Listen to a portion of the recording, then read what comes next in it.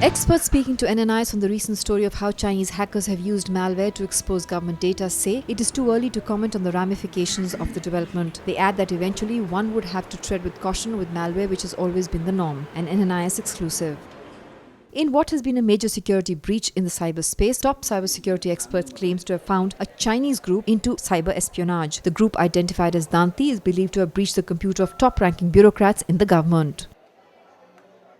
In this case, malware was used by the Chinese group to target the computers that were within the government, especially within the cabinet secretariat, and we have yet to find out what is the exact quantum of data that's been potentially exposed, and we'll have to await the requisite announcement in that regard.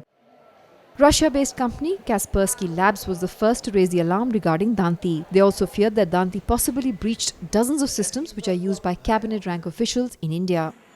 These are nothing but wake-up calls. In today's world, when the darknet is getting more and more predominant, we will have to quickly be alive to the fact that nobody is secure from these attacks. And more so a country like India, which is growing at a very fast pace. India is about to become an IT superpower. So it's but natural to expect that state and non-state actors would want to be interested in knowing what's happening on Indian governmental networks and on computer systems. And therefore, these kind of attacks to have access to the kind of knowledge or information that's available on Indian networks becomes a logical proposition. Danti is a malware which behaves like a virus, but instead of damaging the system, it gathers all the information from the system and hence is much more dangerous. We need to be in a state of constant readiness.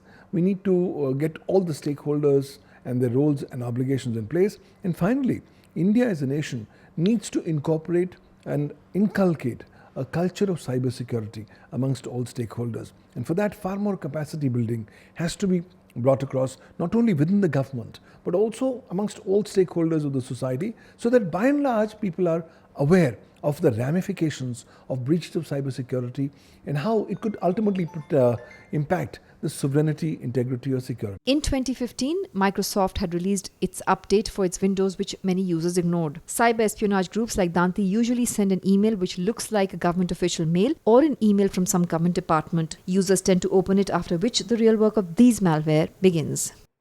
Topping an attack is a different thing.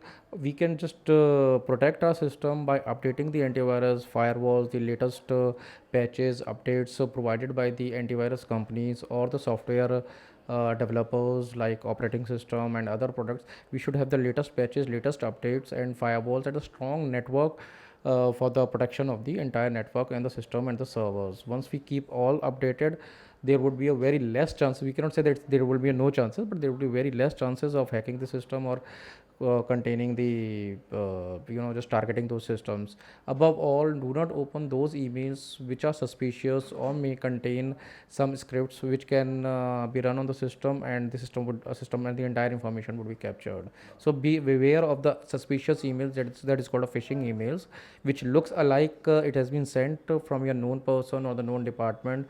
Email ID is similar, but it may contain some scripts, malware, which can harm the system and steal the information easily.